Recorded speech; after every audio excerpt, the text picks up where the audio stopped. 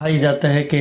ساتھ صلی اللہ علیہ وسلم دنیا سے تو رخصت ہو گئے، لیکن اس طرح عام لوگ رخصت ہوتے ہیں ان کا معاملہ تو یہ نہیں ہو سکتا، وہ پیغمبر تھے، آخری پیغمبر تھے، ان کا مرتبہ مقام تو گویا وہ ابھی بھی اپنی قبر میں حیات ہیں اور وہ ہمیں دیکھ رہے ہیں، اور ہم اگر ان کی مجلس سجاتے ہیں، ان کی محفل اور ان کا ذکر کرتے ہیں تو گویا غائبانہ طور پہ اس میں شریک بھی ہو جاتے ہیں، ایک طریقے سے حاضر و ناظر بھی ہو گئے اور اپنی قبر میں زندہ بھی ہیں۔ تو اس بارے میں قرآن کی کوئی رہنمائی ہے؟ قرآن مجید نے اس میں بھی سادگی سے وہ ساری چیزیں بیان کر دی ہیں، یعنی وہ بتا رہا ہے کہ اس دنیا سے رخصت ہونے کے بعد ایسا نہیں ہے کہ تم مٹی میں مل جاتے ہو، سبھی انسان ایک درجے میں زندہ ہیں۔ شہداء کے بارے میں یہی کہا ہے، فرعون کے بارے میں یہ کہا ہے کہ صبح و شام اس کے سامنے اس کا ٹھکانہ پیش کیا جاتا ہے، تو سب زندہ ہی ہیں، لیکن زندگی کی نوعیت مختلف ہے۔ یعنی وہ زندگی جو ہمیں اس دنیا میں حاصل ہے وہ اور طرح کی ہے، وہ زندگی جو شہداء کو، صالحین کو حاصل ہے وہ اور طرح کی ہے، جو خدا کے دشمنوں کو حاصل ہے وہ بالکل اور طرح کی ہے۔ تو اللہ تعالیٰ نے سب کو بیان کر دیا ہے۔ ایسا نہیں ہے کہ مرنے کے بعد، یہ تو اسلام کا بنیادی مقدمہ ہے، یہ جسم مٹی میں مل جاتا ہے، اس کے ساتھ جو بھی ہوتا ہے وہ ہم جانتے ہیں، لیکن انسان کی اصل شخصیت تو اسی طرح رکھی جاتی ہے۔ اور قرآن مجید سے جو تصویر سامنے آتی ہے وہ یہ ہے کہ وہ لوگ کہ جو اپنی زندگی اللہ کے لیے لگا دیتے ہیں اور سبقت کی زندگی بسر کرتے ہیں، وہ اللہ کے ہاں رزق پاتے ہیں، ان پر اللہ کی نعمتیں ہوتی ہیں، اور ان کے بارے میں توجہ دلائی ہے کہ ان کو مردہ مت سمجھو، بل احیاء ولکن لا تشعرون۔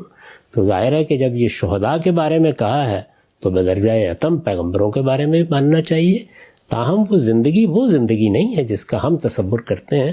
وہ اللہ کے ہاں ان شخصیات کی حقیقی زندگی ہے، اور اس زندگی میں کیا معاملات ان کے ساتھ ہو رہے ہیں اس کا بس ایک اجمالی سا تصور ہمیں قرآن میں دے دیا گیا ہے۔ ٹھیک ہے صاحب، آخری پہلو جو ضمن میں عام طور پہ زیر بحث رہتا ہے کہ رسول اللہ صلی اللہ علیہ وسلم کو علم غیب حاصل تھا، یعنی تمام کائنات کے علوم، ان کے جو مخفی راز ہیں وہ اللہ تعالیٰ نے آپ کے سپرد کر دیے تھے۔ تو رسول اللہ صلی اللہ علیہ وسلم کا جو علم ہے عام طور پہ ربیع الاول میں زیر بحث رہتا ہے کہ ان کے علم کی فضیلت اور نوعیت یہ تھی، تو قرآن مجید اس حوالے سے بھی کوئی رہنمائی کرتا ہے؟ بہت واضح طور پر یہ بتاتا ہے کہ وہ علم آپ کو دیا گیا جس علم کے ذریعے سے آپ نے اللہ کی ہدایت ہم تک پہنچانی تھی۔ وہ علم قرآن مجید کے ذریعے سے دیا گیا، وہ اللہ تعالیٰ نے قرآن کے علاوہ بھی آپ کو دیا، وہ بصیرت عطا فرمائی کہ آپ اجتہادی معاملات میں ہماری تربیت کریں، ہمیں اطلاق کر کے دکھائیں، اور اس طرح وہ چیزیں جن کو انسان خود نہیں سمجھ سکتا تھا وہ سب کی سب وحی کے ذریعے سے بتا دی گئیں۔ اللہ کے پیغمبر یہ علم لے کر آئے تھے،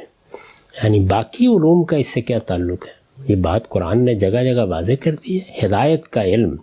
اللہ تعالیٰ کی طرف سے رہنمائی کا علم، اس کا آخری منبع آپ ہی کی ذات والا صفات ہے۔ اب قیامت تک اللہ تعالیٰ نے کیا چاہا ہے، اس کے مرضیات کیا ہیں، وہ ہم سے کن چیزوں کا تقاضا کرتا ہے، اس کو جاننے کا واحد ذریعہ رسالت مآب صلی اللہ علیہ وسلم کی ذات والا صفات ہے۔ یہ علم ہے جو آپ کو دے کر بھیجا گیا ہے، یہ علم ہمیں آپ سے لینا ہے، اور یہی علم ہے کہ جس کی وجہ سے آپ اللہ کے آخری پیغمبر ہیں، اور اللہ کی یہ خاص رحمت ہے پوری دنیا پر کہ اس نے اپنی ہدایت آپ کے ذریعے سے ہم کو دی ہے۔ باقی علوم فنون کا اس سے کوئی تعلق نہیں، اس میں تو خود رسالت مآب صلی اللہ علیہ وسلم نے، مسلم کی روایت ہے، یہ فرمایا کہ انتم عالم بامور دنیاکم، تم اپنے دنیا کے معاملات کو مجھ سے بہتر جانتے ہو۔